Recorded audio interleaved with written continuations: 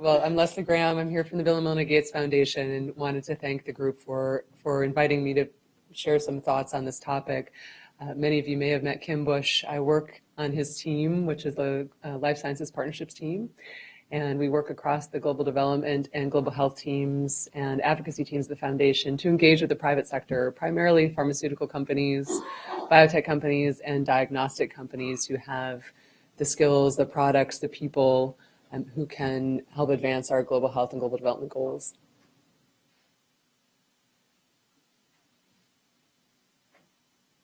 I think we have a small technical hitch here on your slides. Can you keep going without your slides? Sure, I'd be happy to.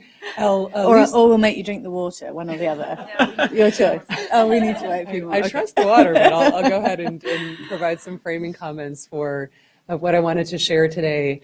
I know many of you work with the Gates Foundation, are probably very familiar with our mission, but still wanted to provide some foundational principles for how we think about our work and the need for partnership in achieving our mission. So all of our work is founded on the equity agenda of Bill and Melinda Gates. They believe that all lives have equal value and that no matter where you're born or where you live, you should have access to an ability to live a healthy and productive life. So everything we do, all the giving that we do, all the work we do is connected to that mission and trying to deliver on that mission. Okay, all right, we're getting somewhere.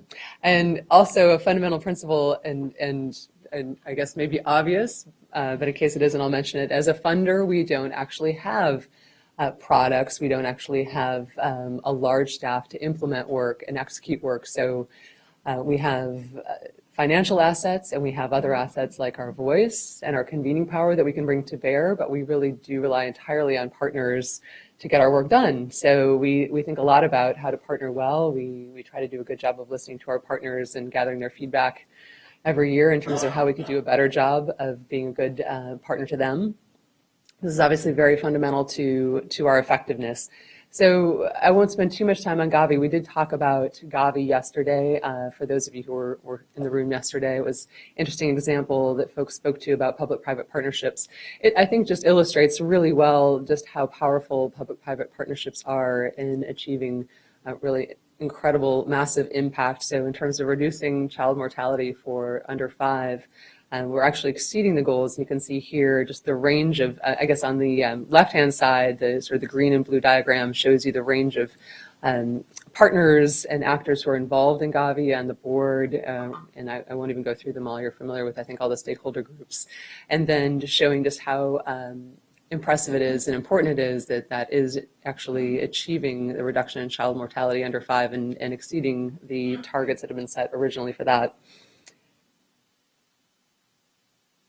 So I guess the exam question, so to speak, for us to think about today was how to factor motivations into the way that we partner and into the way that we do our work. So I apologize, this is probably more than I will try to speak to in detail, but I know the presentations will be shared and posted online for everyone afterwards. I just wanted to walk through this briefly because we do actually give, as I said, a lot of thought to what are the different motivations and needs of our partners, and then how do we address those through funding and other mechanisms.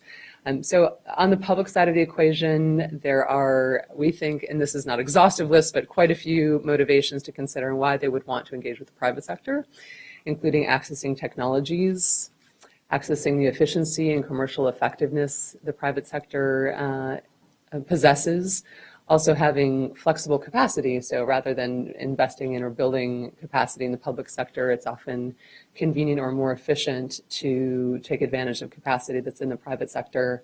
Also, kind of related to that, a financial motivation of rather than having capital expenses to deal with and manage, instead having operating expenses, which can be also attractive to public sector actors, and transferring of risk. This is true on both sides of the equation, and I'm sure we've all experienced this, but risk transfer, I think, is a really important piece of taking on big problems.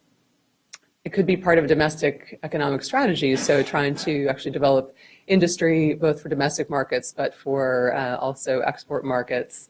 That is a critical piece. And then other political motivations may come into play. So that was our thinking and sort of the public side of the equation. And then on the private sector side, and this is where I spend most of my day-to-day time, is working with our partners in the private sector. We have understood that there's a large interest in access to new markets, and many have spoken to that already, so I won't belabor it. Also, having a component of their business that's based on long-term annuities, so long-term government contracts to supply product that are predictable, and there's a high likelihood of them being maintained and paid.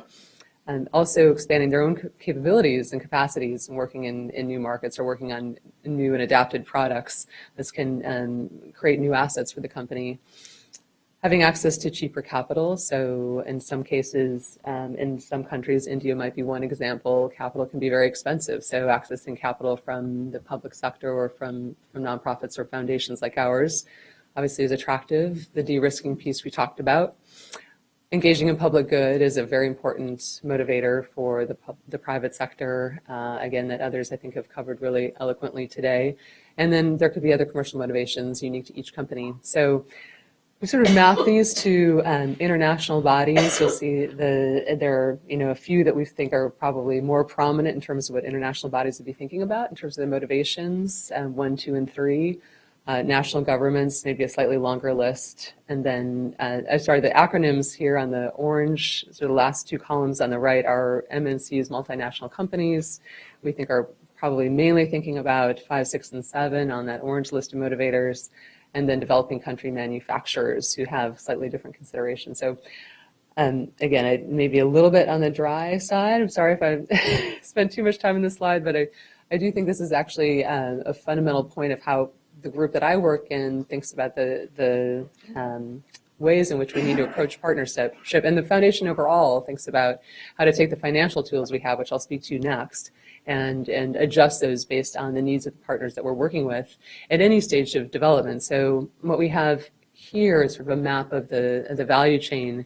On the left-hand side, the product development component of our work, and then on the right-hand side, the downstream and delivery component. And we do have, actually, at this point, this wasn't true always, but I think in the last 5 years in particular, we've really increased our efforts to expand the toolkit of financial mechanisms that we have and can use, and have now a pretty good track record of using those. We've learned a lot, I think, in using different creative financing mechanisms. And so I'll just highlight a few of the elements of the slide. I'm hoping folks can read it on the screen. The blue boxes represent the grant making that we do. So we do a lot of grant making for product development specifically through partners like the TB Alliance or IAVI, or there are many, many others. The Malaria Vaccines Initiative, we have, I think, about 17 product development partners who we fund significantly to create the products that are needed, that may be missing or need to be adapted in order to serve global health needs and global development needs. And then technical assistance grants, and these are usually given to the partners, often private sector partners, who'd be actually producing product and may need to scale up their manufacturing capabilities or their ability to meet regulatory standards in order to be acting in that way.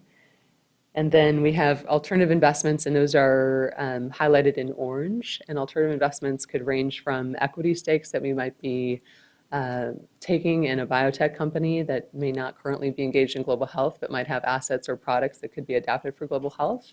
And that would be the way that they would like to receive financial support. Also capacity scale-up loans, again, usually for entities who are going to be doing manufacturing and supply of products. So if they need to expand capacity, we can provide low-cost loans or low-interest loans. We do often co-invest with other global health entities, as I know many of you do as well. That's a very common scenario.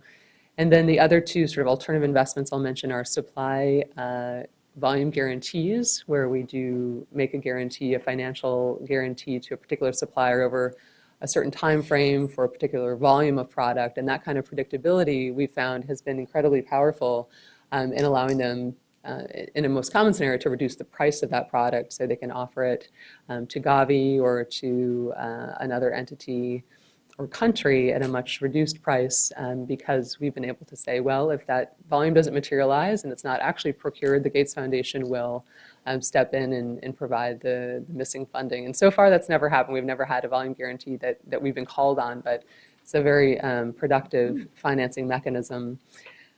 And then purchase prepayments, which are a little bit of a variation on that theme, but for some of the partners we work with in the private sector, having working capital in advance in order to make the product that's needed is important, and again allows us to often achieve a better price.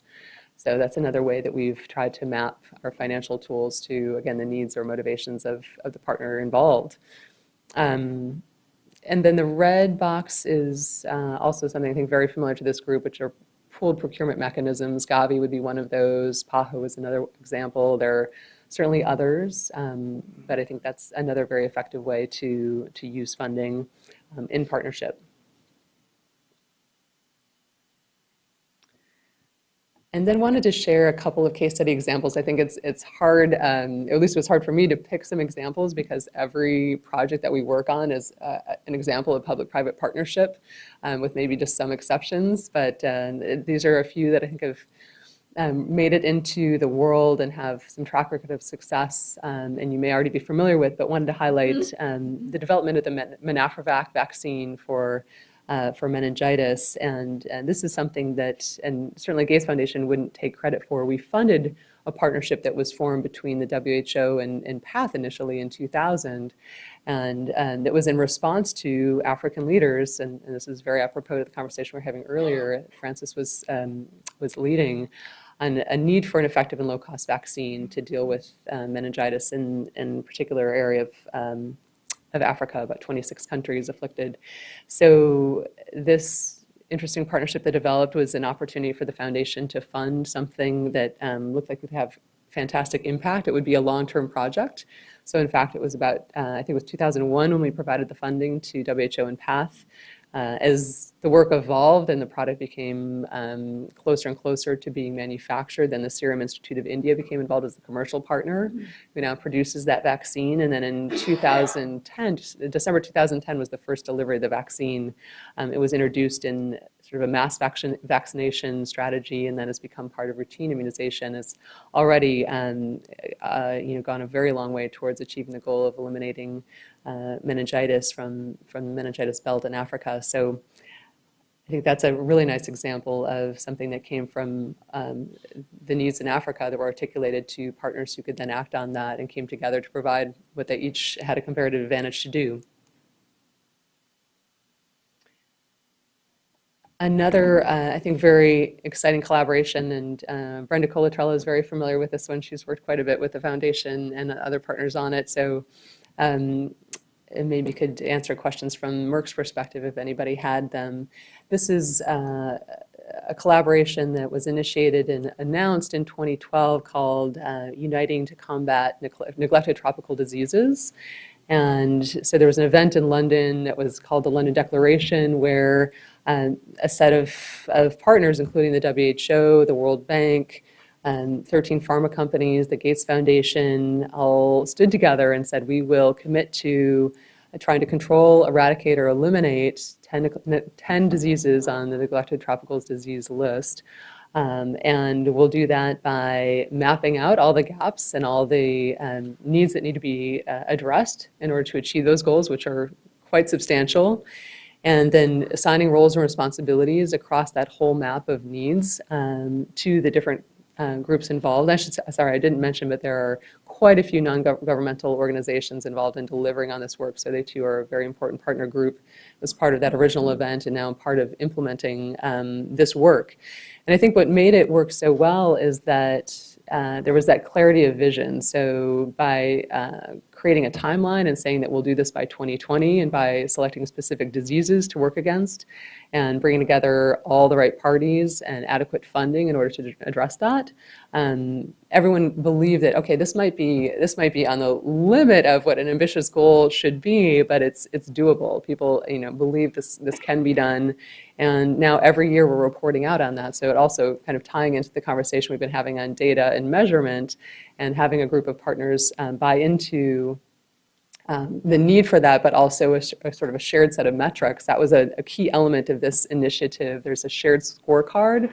That scorecard is something that all of the different partners are included in. And every single year, the WHO and the other parties involved in managing this work are looking at how all those commitments are being met, and also looking at how more commitments can be brought in to address the gaps that are still unmet in trying to achieve those goals. So that was, I think, a very powerful example of how clarity of vision and having a very, I think, sort of strong mandate to measure and track progress made a huge difference.